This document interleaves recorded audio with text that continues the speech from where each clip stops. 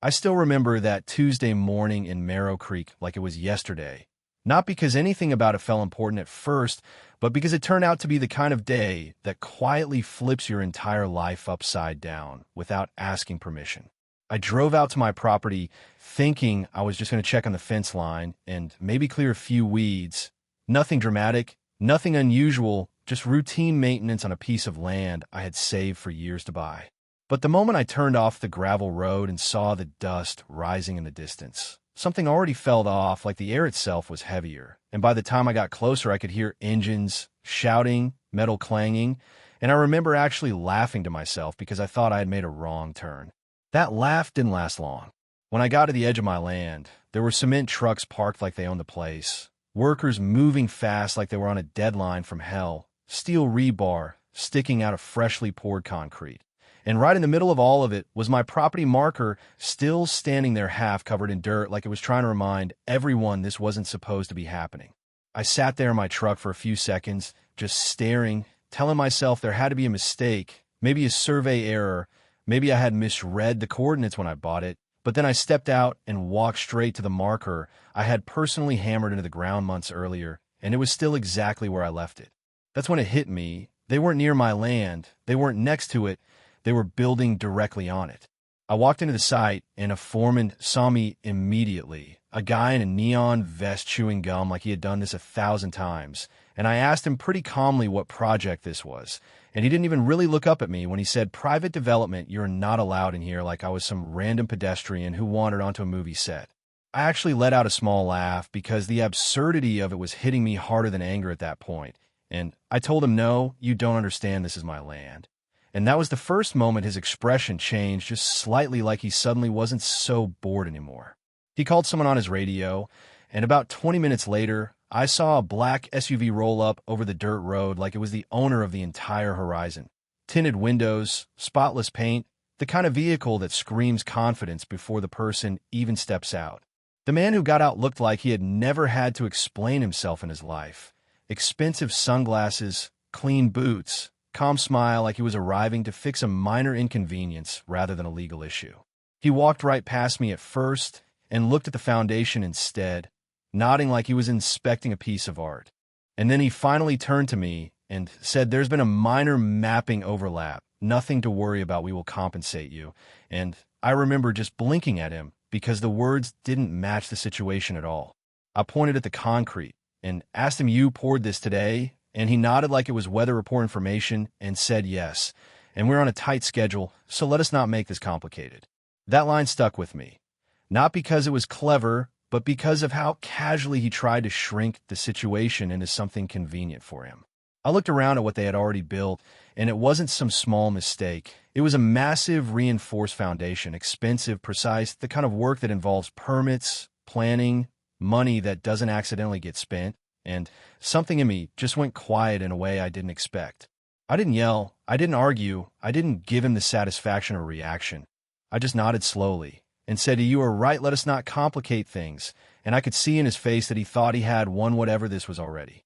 But what he didn't know was that I wasn't agreeing, I was calculating, and I had already decided I was not going to fight them on their terms. I drove home that afternoon with dirt still on my boots and my hands strangely steady, and I made 3 calls that would change everything. One was to a licensed surveyor I trusted.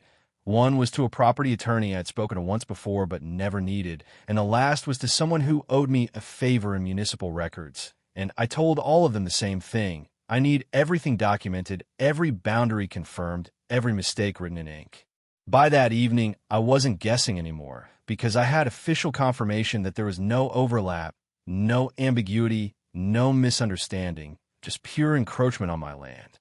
And that was the moment this stopped being a construction problem and started becoming something else entirely. Something legal, something expensive, something they clearly thought I would never have the patience to turn into a weapon.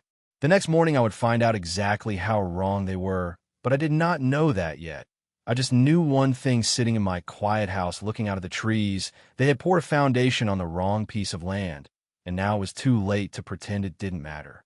The next morning I went back to Marrow Creek earlier than usual, not because I expected some dramatic change overnight, but because I couldn't shake that feeling from yesterday, That strange mix of disbelief and focus, like your brain refuses to fully accept what your eyes already confirmed. And I kept telling myself maybe there was still a rational explanation. Maybe some survey, crew messed up. Maybe it was about to walk into a situation where everyone just pauses, laughs awkwardly, fixes it, and moves on. But the moment I turned onto the dirt access road, I already knew that wasn't the case anymore. The site was even more active than before, louder, more aggressive in its movement. Like the mistake had now been doubled down on simply because stopping would mean admitting it existed. And right there in the middle of it all, that same foundation sat unchanged, massive and permanent, like the ground itself had been rewritten without permission. This time I didn't hesitate at the edge. I walked straight in, past cones, past workers, past the temporary fencing that now framed my own land like it belonged to someone else. And I could feel eyes on me immediately, not hostile yet, but annoyed, like I was interrupting something that had already been mentally approved. The foreman from yesterday stepped in front of me again, chewing that same gum, holding a clipboard now, like it gave him authority, and he said something like, "You can't just walk in here again. We told you this is restricted." And I remember looking past him in the concrete and thinking how strange it is that people can speak with so much confidence while standing on land that isn't theirs. I told him calmly, I need to speak to whoever is in charge of this site. And he tried to redirect me again, said something about corporate authorization, but I didn't raise my voice. I just stood there, quiet, not moving, and that kind of silence does something to people because it forces them to decide whether you're a problem or a delay. Eventually, he sighed like I was ruining his morning schedule and called the site manager.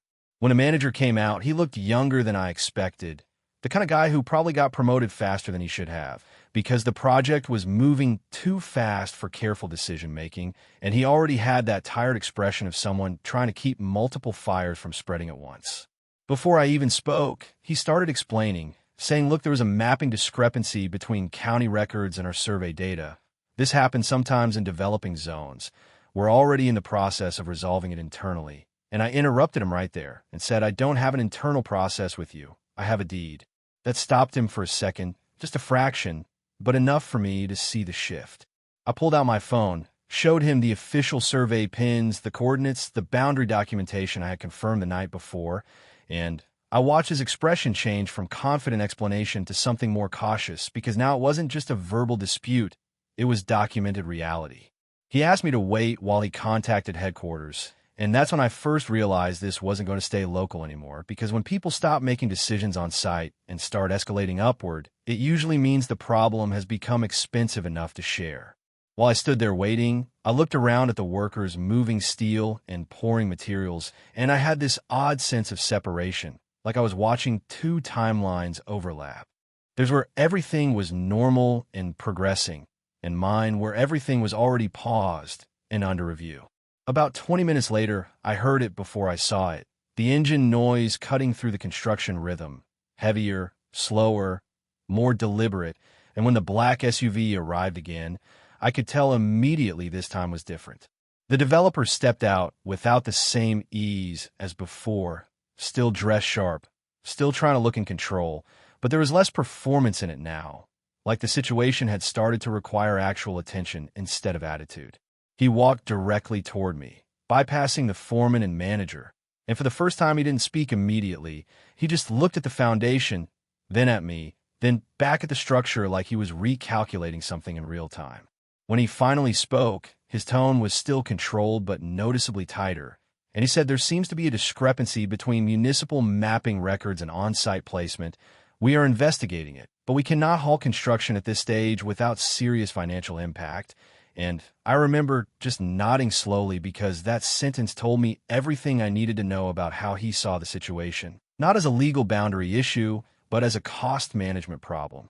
I told him very simply, there's no discrepancy. Your foundation is on my property. And he gave me that same earlier smile, the one that tried to turn reality into negotiation, and said we can resolve this through compensation. This is standard in development conflicts like this. And I actually laughed a little because hearing him call it standard made it feel even more absurd. I said compensation doesn't move property lines. And for the first time, I saw a flicker of irritation break through his composure. Not anger yet, but discomfort because I wasn't reacting the way people usually react when money is introduced as a solution. Then he said something that shifted the tone completely. He said we are under contractual obligation with investors. Stopping now would create cascading financial damage. So we will continue while legal teams sort ownership. And that was the moment I understood he had already mentally separated legal truth from operational reality. In his world, you don't stop because you might be wrong. You stop when someone forces you to.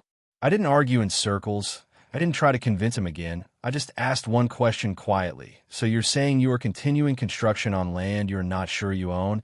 And there was a pause, just long enough for the words to land properly. He didn't answer directly.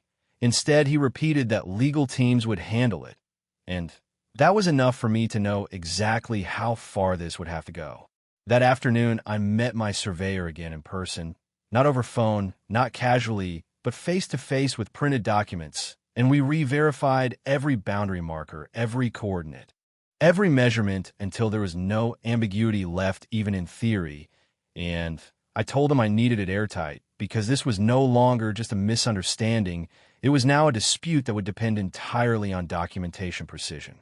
By evening, I had a full written report, time-stamped and signed, and my attorney had already started converting that information into something much more serious than a complaint. The legal notice wasn't emotional at all. It was cold, structured language that stated trespass, unauthorized construction, and immediate cessation of activity on disputed land. And when I read it the first time, I remember thinking how strange it is that something so calm on paper can create so much chaos in real life. The next morning I returned again, and this time there was already tension in the air before I even stepped out of my truck, because someone had printed and posted their own notice near the entrance claiming ongoing authorization, and right beside it I placed mine, the official one. And for the first time I saw workers actually stop what they were doing to read, really read, not glance. And that is when the rhythm of the entire site started to break.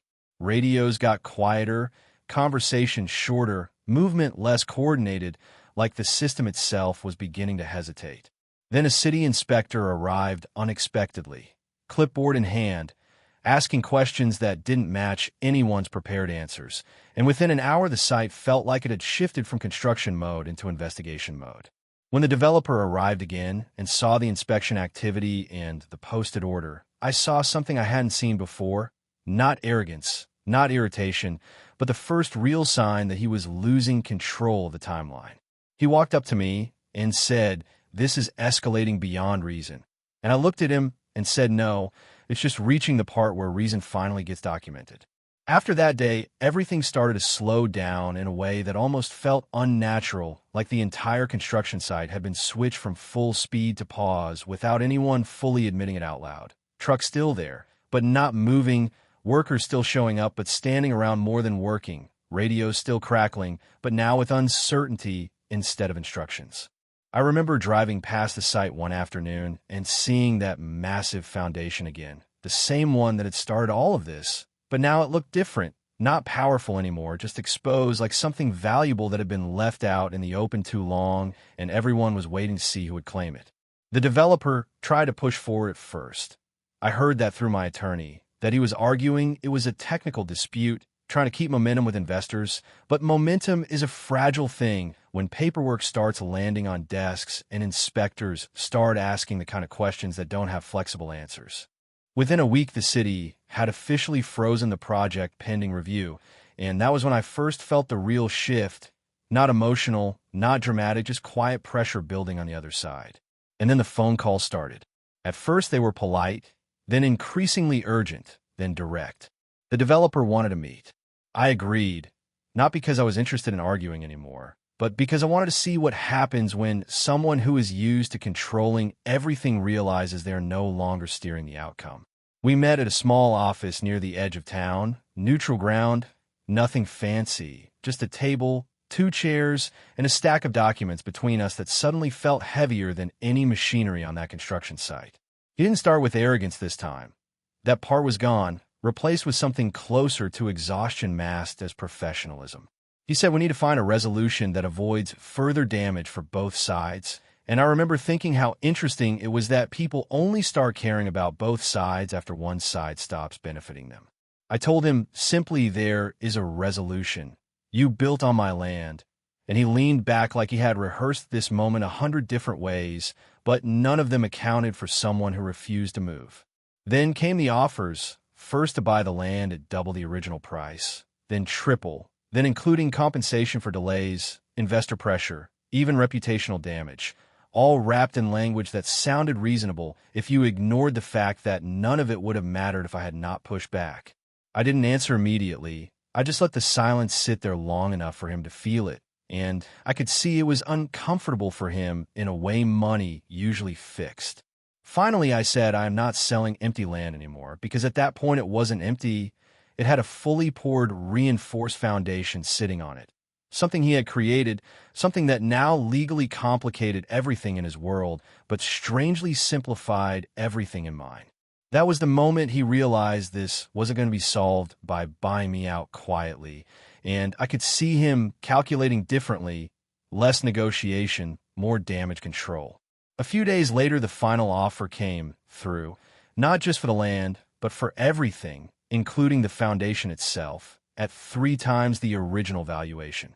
But I had one condition, and this is where everything shifted again. I told him I wanted a formal written admission of fault, full legal acknowledgement of unauthorized construction, full coverage of legal fees, and compensation for project delay damages caused by the mistake. There was a long pause after that, long enough that I could hear the air conditioning in the room more clearly than anything else. He tried to argue, of course he did, saying it would set a precedent, that it would affect insurance, that it would complicate things for everyone involved. And I remember thinking how ironic it was that the same word he used on me at the beginning, complicated, was now the thing he feared most. But I didn't move.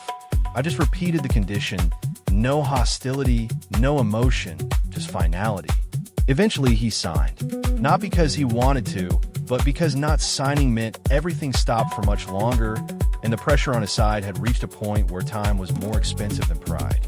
A week later, the money cleared, more than I had ever expected that piece of land to be worth in my entire life.